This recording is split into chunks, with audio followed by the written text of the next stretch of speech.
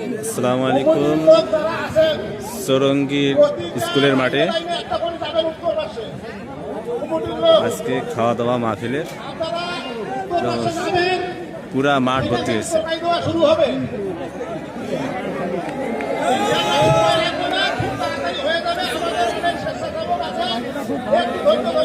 Isle সবের খাওয়া দাওয়া হচ্ছে।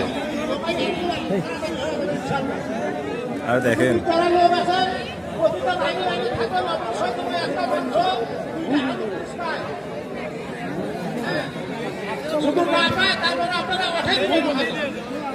সবাই যেন পায়। ধন্যবাদ চাচাকে। আমাদের মাংস চলে গেছে, উত্তর প্রান্তে দিবে চলে যাচ্ছে।